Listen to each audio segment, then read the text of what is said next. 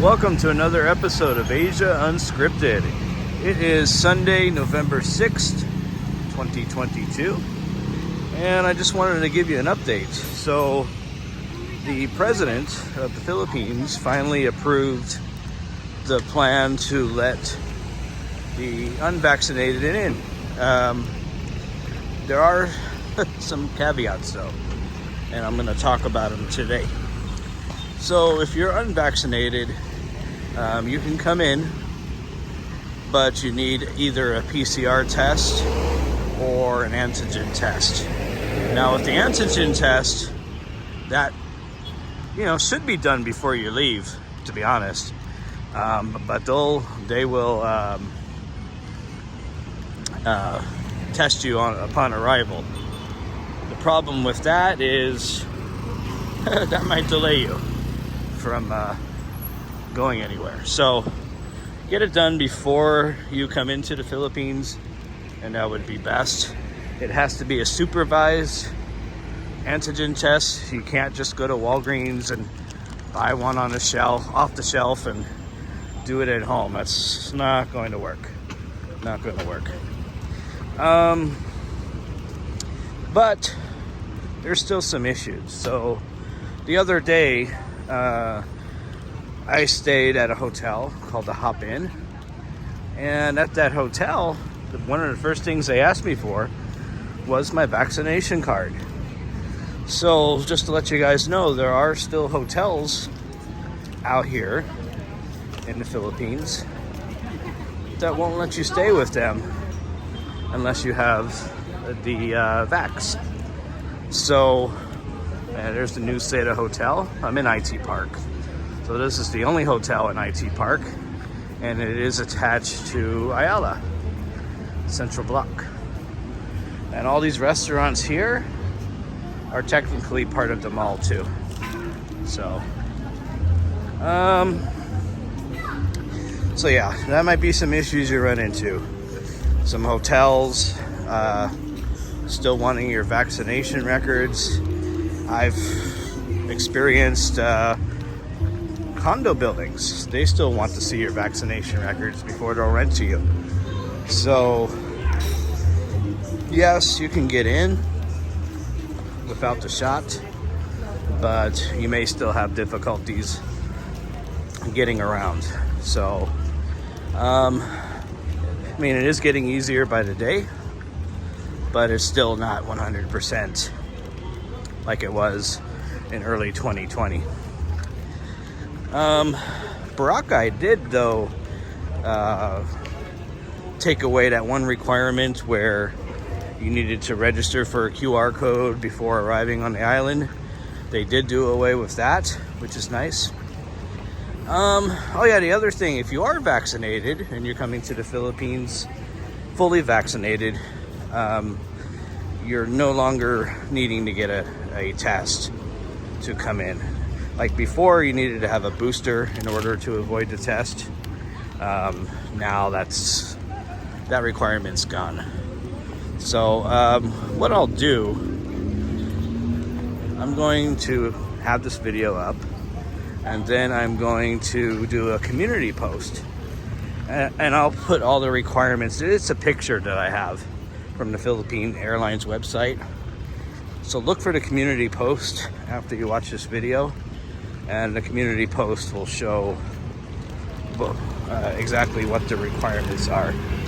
So I don't know them by heart, but just look for the community post. What else is going on?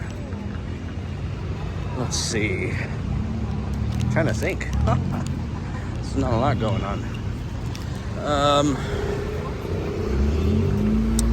So I wanted to kind of take you guys around ITAT Park in the evening. I've taken you around during the day a bunch of times, but evening has a different vibe in the park. You still got your... Hold on a second. I gotta change hands. There we go. You still got your workers. It's Sunday, so Sunday is a little bit of a more laid back day in the park. There's not as many people working.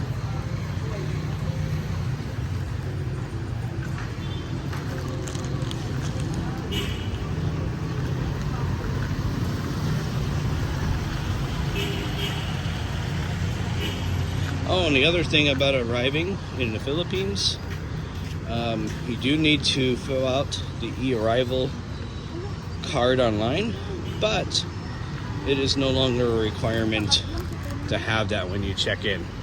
If you don't have that, you'll do it upon arrival. So just like before when you had to fill out all the forms. So that's a good thing. So basically, again, if you're unvaccinated, just have a copy of that test. If you are vaccinated, bring proof of that. Yeah, because you're definitely going to need that, especially at some of the hotels. And then if you decide to rent a condo, I'm not sure if immigration is still requiring it. Immigration had a policy where if you weren't vaccinated and you wanted to come in to get your visa extension, you had to make an appointment. You couldn't walk in. I guess that was kind of their punishment for you not getting vaccinated. If you are vaccinated, then you can walk into the office at any time. I'm not sure if that's been taken care of. Oh yeah, the other thing is the masks. So last week there was an executive order put out saying that masks are not required outside anymore. They're voluntary. The only places where masks are needed now is public transportation. So if you ride those buses like across the street over there, you need to still wear a mask. It's still required. So any kind of public transportation, that could be taxis, buses, jeepneys, probably the motorbike taxis, you still have to wear a... Sorry for the noise, you guys. You still have to wear a mask. And medical facilities, so hospitals, doctor clinics. Man, that exhaust is loud. Sorry about that. And then any businesses that still want you to wear them, you still gotta wear them. So there were some expats that were complaining on in the Facebook groups. Well, why did IALA still require me to have a mask? Well, it's a private business, so you know they can do what they want pretty much. But however, 2 days ago, IALA SM did make the mask thing mandatory. It took 4 or 5 days after the rule officially went into effect, but now you can go into at least those malls. I don't know about other malls. It's up to the mall management to decide what to do. So there are still private businesses. I would say most people are still wearing their masks, as you can see on my walk. But every day it's getting less and less. Anyways, that was all I wanted to give you guys. Just want to let you guys know about the unvaccinated being allowed back in, but there's still challenges. The mask rules changed for the better, and just kind of wanted to take you around ITAT Park at night. So all right, that's all I got for now. So again, check for the community post that I will do after I upload this video, and you guys can see for yourselves what the rules are for getting into the Philippines. All right, so for Asia Unscripted, this is Jason. You guys take care, and I'll see you next time.